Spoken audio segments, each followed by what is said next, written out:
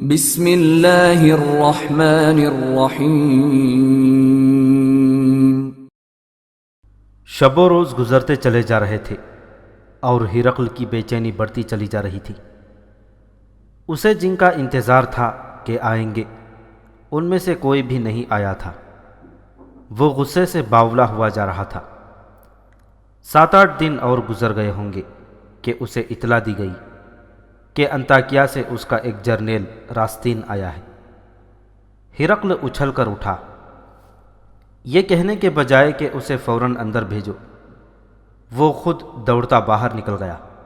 اس کے سامنے اس کا ایک جرنیل جس کا نام راستین تھا کھڑا تھا، لیکن اس کی حالت ایسی ہو رہی تھی جیسے وہ کھڑا ہونے کے قابل نہیں۔ ہرقل کو دیکھ کر اس نے رومی انداز سے سلام کیا، لیکن بڑی مشکل سے اس نے اپنا بازو اوپر اٹھایا۔ اس کے چہرے کا رنگ زرد تھا، جیسے جسم میں خون کا ایک قطرہ بھی نہ بچا ہو۔ کیا تم زخمی ہو راستین؟ ہرقل نے اس تک پہنچ کر دونوں ہاتھ اس کے کندھوں پر رکھے اور پوچھا۔ نہیں قیصر روم، راستین نے تھکی ماندی آواز میں جواب دیا، جسم پر کوئی زخم نہیں، دل بری طرح زخمی ہے۔ ہرقل نے دربار کو حکم دیا کہ راستین کو سہارا دے اور اندر لے جا کر بٹھا دے۔ وہاں محافظ دستے کے کچھ آدمی بھی موجود تھے۔ سب دوڑے آئے اور راستین کو سہارا دینے لگے، لیکن اس نے ان کے ہاتھ جھٹک ڈالے اور ہرقل کے کمرے کی طرف چل پڑا۔ وہ یوں چل رہا تھا جیسے اس کے ٹخنوں کے ساتھ وزن بندھا ہوا ہو۔ وہ سر جھکائے قدم گھسیٹتا کمرے میں گیا اور گر پڑنے کے انداز سے بیٹھ گیا۔ ہرقل نے سب سے پہلے اسے شراب پیش کی اور پھر دربان کو بلا کر کہا کہ کھانے کے لیے کچھ لے آئیں۔ ہرقل اسے چپ چاپ دیکھ رہا تھا، جیسے اس سے کچھ پوچھنے سے ڈر رہا ہو۔ یہ تو اس نے محسوس کر لیا تھا کہ راستین کوئی اچھی خبر نہیں لایا۔ قیصر روم، راستین نے شراب کے چند گھونٹ پی کر کہا، انطاکیہ ہاتھ سے نکل گیا ہے۔ پیشتر اس کے کہ آپ اس شکست کی ذمہ داری مجھ پر یا کسی ساتھی جرنیلوں پر عائد کریں۔ میری پوری بات سن لیں۔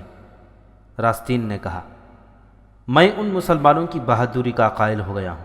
ان کی تعداد ہماری نسبت بہت ہی تھوڑی تھی اور ہماری فوج اتنی زیادہ تھی کہ میں صحیح گنتی نہیں بتا سکتا، کیونکہ ہر طرف سے ہمارے فوجی بھاگ بھاگ کر انطاکیہ آ رہے تھے۔ میں مان نہیں سکتا کہ مسلمانوں کو معلوم نہ تھا کہ انطاکیہ میں اتنی زیادہ فوج ہے، اور انطاکیہ دفاعی لحاظ سے اس قدر مضبوط شہر ہے کہ اسے کوئی بیرونی حملہ آور سر نہیں کر سکتا۔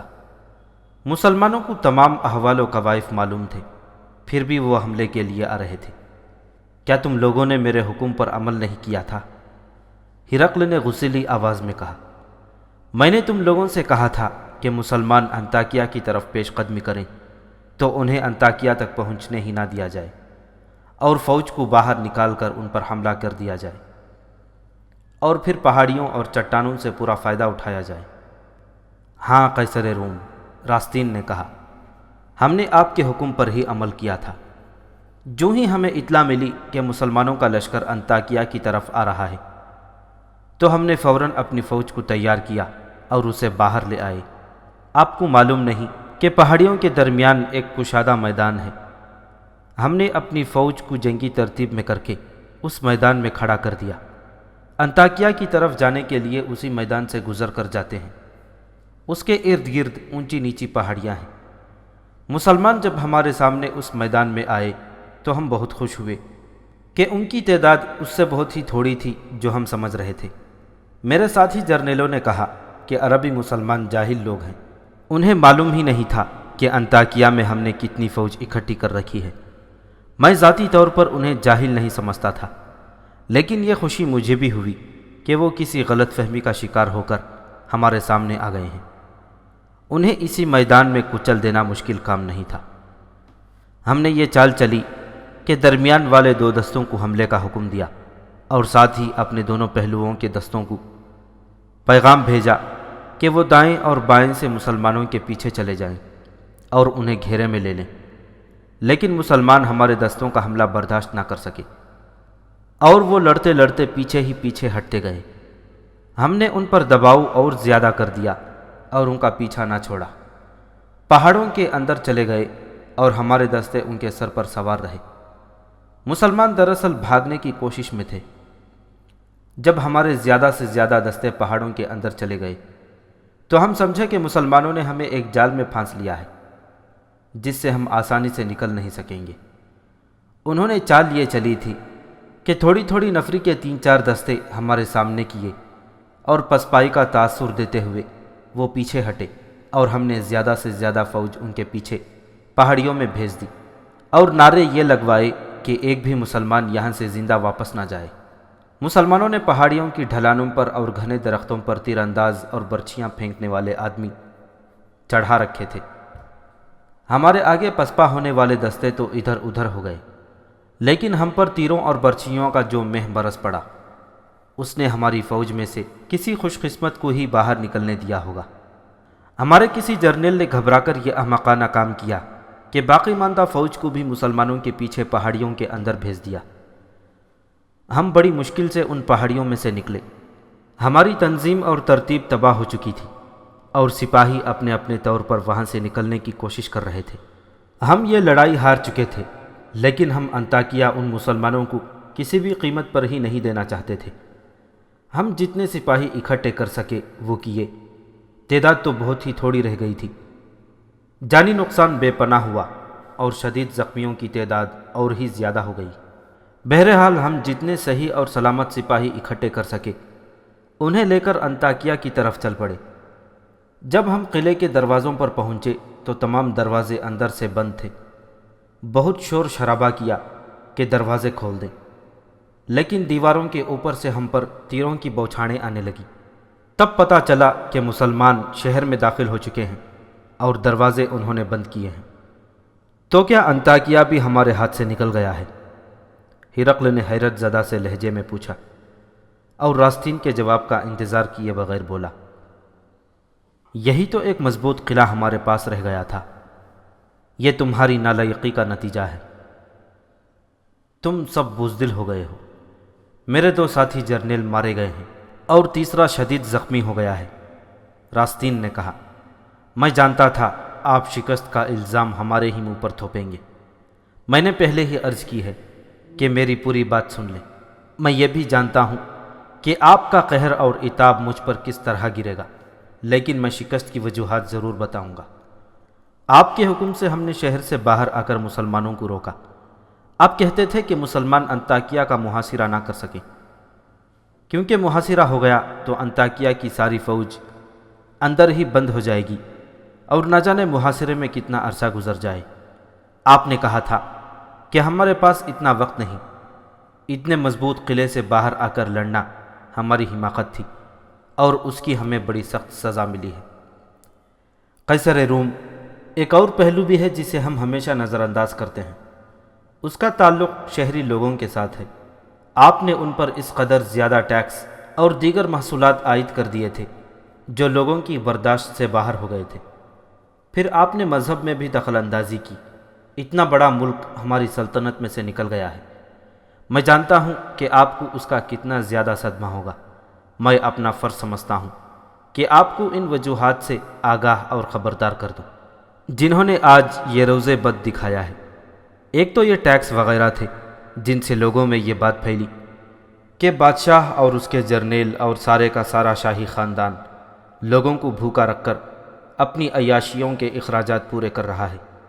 یہاں کے مقامی لوگ کہتے ہیں کہ ہمارے ملک کی دولت روم جا رہی ہے۔ اس کے ساتھ ہی میں نے خود دیکھا ہے کہ روم کے جو شہری یہاں بسلسلہ کاروبار یا سرکاری عمال بن کر آئے تھے وہ اپنے آپ کو یہاں کے لوگوں کے بادشاہ سمجھتے ہیں۔ میں تمہاری بات سمجھ گیا ہوں، ہرقل نے جھنجھلا کر کہا۔ تم یہ کہنا چاہتے ہو کہ تمہیں شہریوں سے کوئی تعاون نہیں ملا، نہ کوئی مدد ملی ہے۔ بات جلدی کرو، لمبی لمبی باتوں کا وقت نہیں۔ ہمیں سوچنا ہے اب کیا ہوگا اور ہم اب کیا کریں۔ صرف یہ بات نہیں کہ شہریوں سے ہمیں مدد نہ ملی، راستین نے کہا۔ شہری ہمارے خلاف اٹھ کھڑے ہوئے تھے۔ اگر ہم محاصرے میں لڑتے تو یہ شہری باغی ہو کر شہر کے دروازے کھول دیتے۔ میں تو شہر کے باہر ہی تھا۔ اندر جانے کا موقع نہ ملا تو ادھر کا رخ کر لیا۔ میں پورے یقین کے ساتھ کہہ رہا ہوں کہ انطاکیہ کے لوگوں نے مسلمانوں کا استقبال پورے اتفاق سے کیا ہوگا، حالانکہ ان میں مسلمان شاید کوئی بھی نہیں، سب ہمارے ہم مذہب ہیں۔ مجھے صرف ایک اور موقع مل جانے دو، ہرقل نے کہا۔ یہ لوگ ٹیکسوں کی اور شاہی خاندان کی عیاشیوں کی بات کرتے ہیں، میں ان کی رگوں سے خون بھی نچوڑ لوں گا۔ شہنشاہ روم راستین نے کہا، اگر آپ آج میری رگوں سے بھی خون نچوڑ لیں اور مجھے ہڈیوں کا ڈھانچہ بنا کر باہر پھینک دیں تو بھی میں وہ بات کہنے سے گریز نہیں کروں گا جو کوئی آدمی اپنے بادشاہ کے منہ پر کہنے کی جرت نہیں کیا کرتا۔ بادشاہوں کے حضور ان کی تعریفیں کی جاتی ہیں تاکہ وہ خوش رہیں اور انعام و اکرام سے نوازتے رہیں۔ مجھ سے آپ خوش نہ ہوں، ناراض ہو جائیں، لیکن میں آپ کا ایک جرنیل ہوں۔ آپ نے مجھے بڑی اونچی حیثیت بھی دی ہے اور اجرت بھی دل کھول کر دی ہے۔ میرا فرض ہے سلطنت روم کی حفاظت اور اس کا پھیلاؤ، لیکن میں شکست کھا کر آ گیا ہوں۔ میں اس میں اپنی ذاتی بے عزتی سمجھتا ہوں۔ مجھے آپ کی عظمت بھی عزیز ہے۔ میں نمک حرامی کروں گا اگر میں حقیقت پر پردہ ڈال کر آپ کو خوبصورت تصورات میں الجھا دوں۔ کیا تم اصل بات فوراً نہیں کر سکتے؟ ہرقل نے قہر بھری آواز میں کہا۔ اصل بات سن لیں، راستین نے کہا۔ دشمن کو اس لیے برا نہ کہو کہ وہ دشمن ہے۔ دشمن نے ہم پر فتح حاصل کر لی ہے اور اس کی پیش قدمی اور ہماری پسپائی جاری ہے۔ دیکھو اور غور کرو کہ دشمن میں کون سی طاقت ہے اور ہم اس طاقت سے محروم کیوں ہو گئے ہیں۔ ہم لوگوں کی رگوں سے خون نچوڑنے کے لیے ارادے باندھتے ہیں، مگر ہمارا دشمن اپنے ساتھ ایک نظریہ اور ایک عقیدہ ساتھ لایا ہے جو لوگوں کی رگوں میں خون ڈالتا ہے، نچوڑتا نہیں۔ ہمارے دشمن کا عقیدہ انسان کو انسانیت کا پیغام دینا ہے۔ تو کیا ہم بھی اسلام قبول کر لیں؟ ہرقل نے طنز بھرے لہجے میں کہا۔ کیا تم اسلام کو عیسائیت سے افضل سمجھتے ہو؟ سلطنت روم کے بادشاہ، راستین نے کہا، یہاں سوال یہ نہیں کہ افضل اسلام ہے یا عیسائیت، اصل سوال یہ ہے کہ کون ہے وہ جو انسانیت کو پوری تکریم اور تعظیم کرتا ہے۔ اس وقت صرف مسلمان ہیں جو انسان کو وہ انسان سمجھتے ہیں جو خدا نے پیدا کیا تھا۔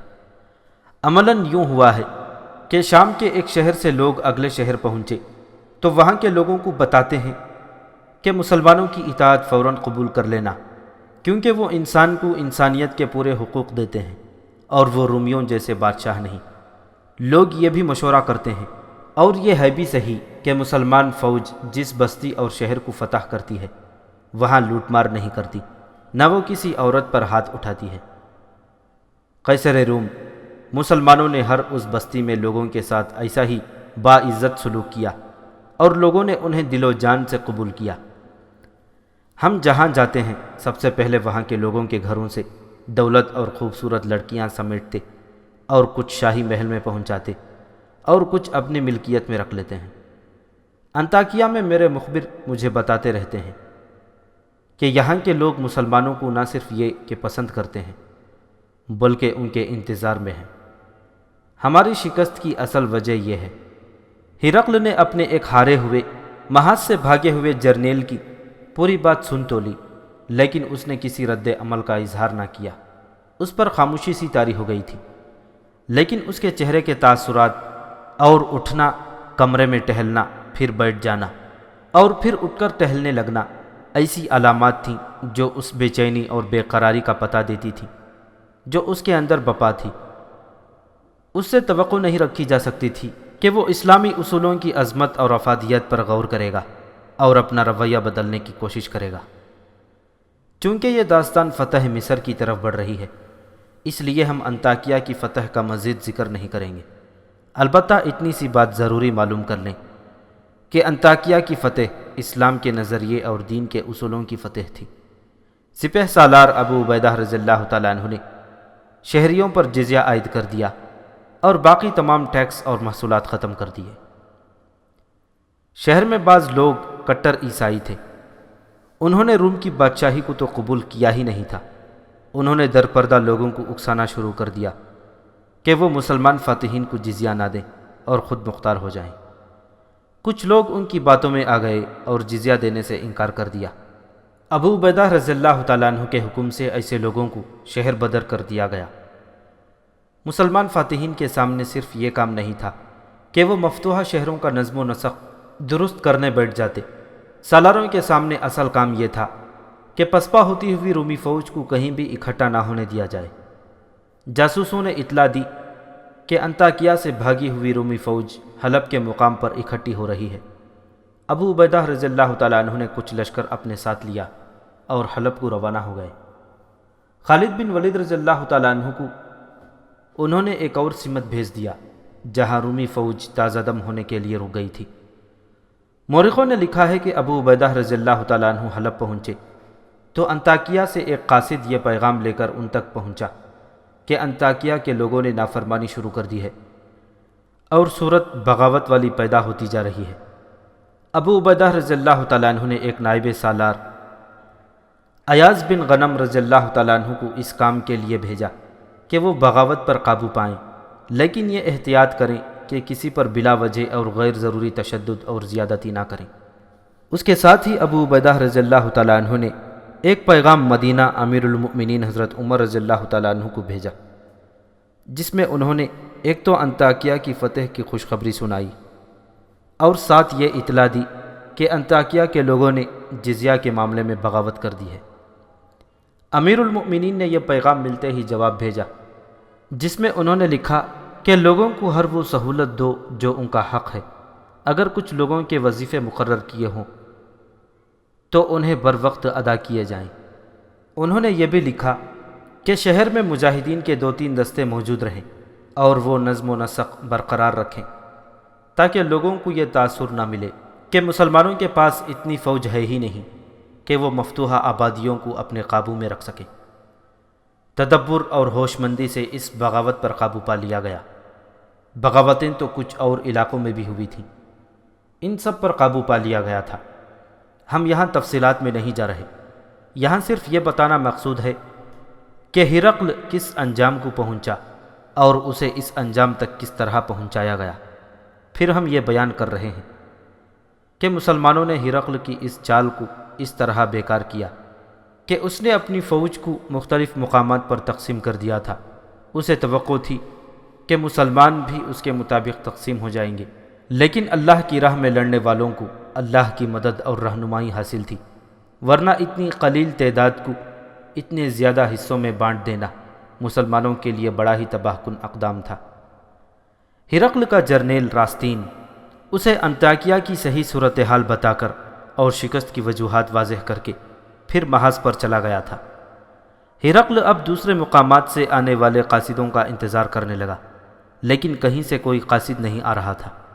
اس کی زندگی اب سراپا انتظار بن کے رہ گئی تھی۔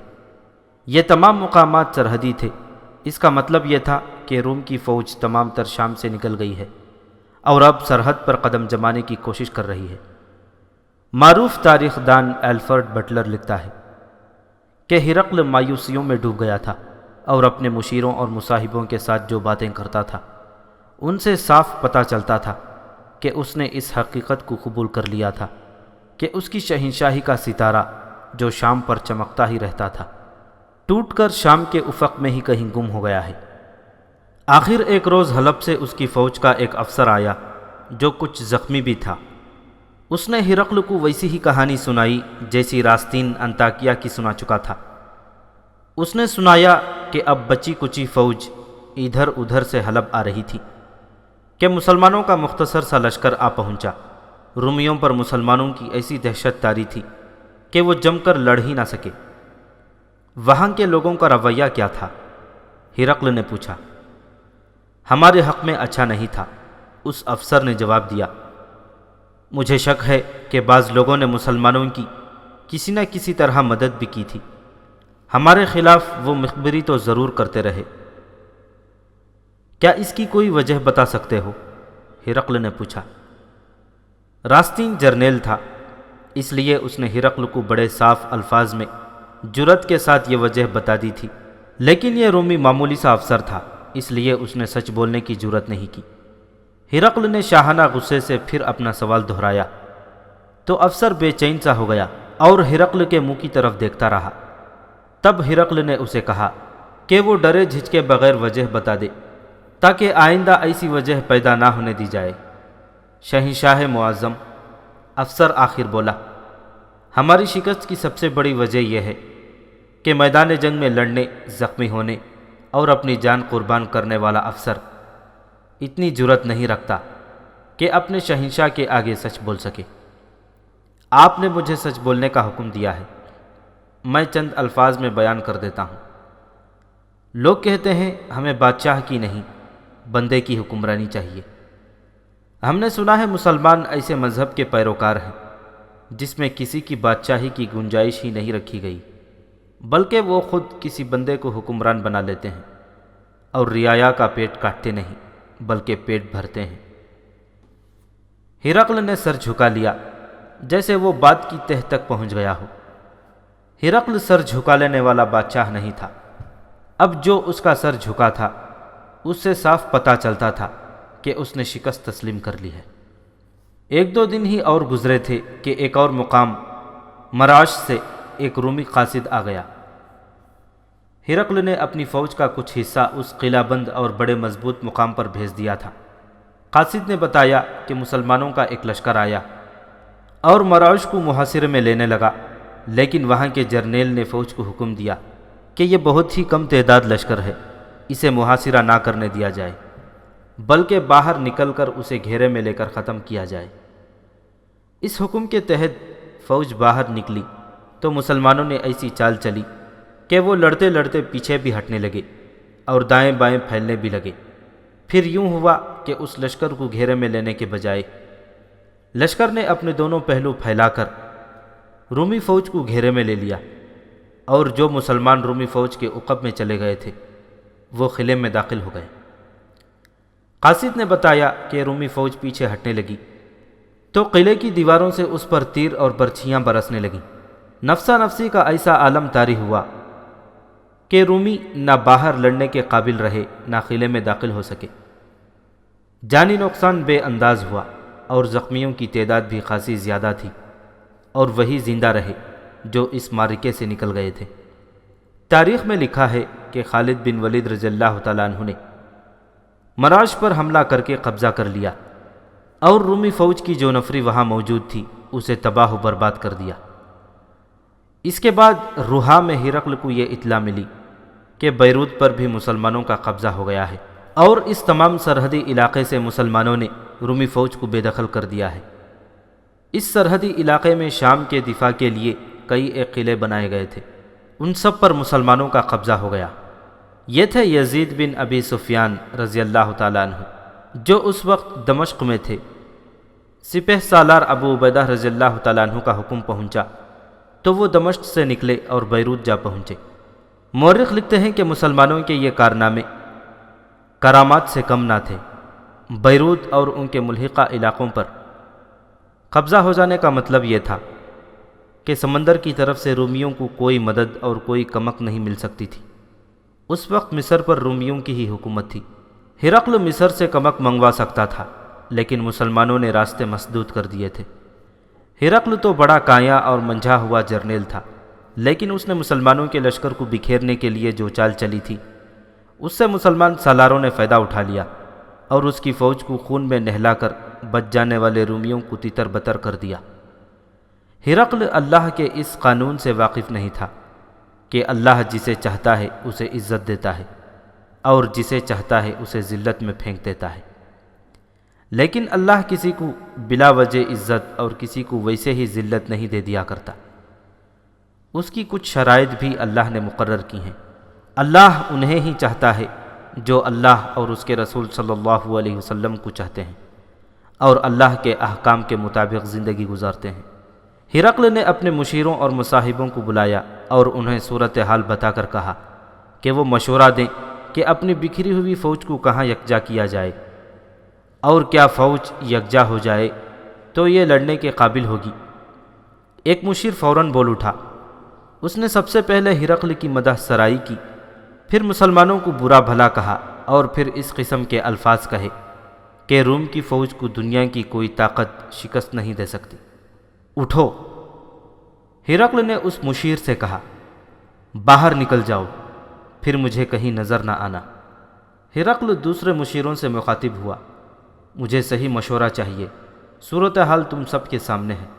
مشیروں اور مصاحبوں پر خاموشی طاری ہو گئی، جیسے وہ وہاں موجود ہی نہ تھے یا مر ہی گئے تھے۔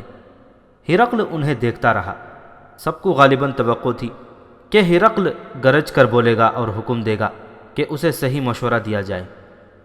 ان میں سے کوئی بھی سچ بات کہنے کی جرت نہیں رکھتا تھا۔ غالباً ہرقل نے محسوس کر لیا کہ یہ لوگ کس ذہنی کیفیت میں مبتلا ہیں۔ اسے شاید یہ احساس بھی ہو گیا تھا کہ ان لوگوں کو مدح سرائی اور خوشامد کا عادی اس نے خود بنایا ہے۔ اس کے سامنے بڑی ہی تلخ اور اذیت ناک حقیقت آ گئی تھی جو اسے مجبور کر رہی تھی کہ وہ سچ کا سامنا کرے۔ ہم اب کہیں بھی نہیں لڑ سکتے۔ ہرقل نے خود ہی فیصلہ سنا کر مشیروں کو ذہنی اذیت سے نکالا۔ ایک ہی صورت رہ گئی ہے، وہ یہ کہ ہم شام سے نکل جائیں اور مصر جا کر فوج کو منظم اور تیار کریں اور پھر شام پر حملہ آور ہوں۔ ہم پہلے اس تجربے سے گزر چکے ہیں، ایک بوڑھے مشیر نے کہا۔ ایرانیوں نے ہم سے صرف شام ہی نہیں مصر بھی چھین لیا تھا۔ آپ اس وقت بادشاہ نہیں تھے، خود مختار نہیں تھے، لیکن آپ نے بادشاہ کو بے اختیار کر کے سلطنت کے اختیارات اپنے ہاتھ میں لیے، فوج کو تیار کیا، اور جب مصر اور شام پر حملہ کیا تو ایرانیوں کو فیصلہ کن شکست دے کر دونوں ملکوں سے نکال دیا تھا۔ ہم تسلیم کرتے ہیں کہ ملک شام پر مسلمانوں کا قبضہ ہو گیا ہے، مصر تو ہمارے پاس ہے۔ فیصلہ بہتر یہی ہے کہ ہم یہاں سے نکل چلیں۔ اس کے بعد تمام مشیر باری باری بولنے لگے اور سب نے اسی فیصلے کی تائید کی کہ شام سے نکل جانا چاہیے۔ اگر ہم اس توقع پر فوج کو لڑاتے رہے کہ مسلمانوں کو ایک زوردار حملے سے پسپا کر دیں گے تو حاصل کچھ بھی نہ ہوگا، سوائے اس کے کہ جو فوج بچ گئی ہے وہ بھی کٹ جائے گی۔ ہرقل نے حکم جاری کر دیا کہ وہ قسطنطنیہ جانا چاہتا ہے اور جتنی جلدی ہو سکے روانگی کی تیاری شروع کر دی جائے۔ اس وقت قسطنطنیہ بھی رومیوں کی سلطنت کا ایک بڑا شہر تھا اور جنگ سے محفوظ۔ ہرقل کو اب وہی پناہ گاہ نظر آ رہی تھی۔ اس کی کچھ کی تیاریاں زور و شور سے شروع ہو گئیں۔ ہرقل تو اس دور کی سب سے بڑی اور ہیبت ناک جنگی طاقت کا سب سے بڑا جرنیل اور بادشاہ تھا۔ اس کے غرور اور تکبر نے اور انسانوں پر اس کے ظلم و تشدد نے اسے یہ روز عبرت دکھا دیا کہ جب اس کی ہیبت ناک جنگی طاقت ڈرے سہمے ہوئے سپاہیوں کی صورت میں بکھر گئی تھی، اس کے نامور جرنیل مارے گئے تھے۔ ہر طرف اور ہر جگہ اس کے فوجیوں کی گلتی سڑتی ہوئی لاشیں بکھری ہوئی تھیں اور زخمی فوجی اپنے آپ کو گھسیٹتے پھر رہے تھے۔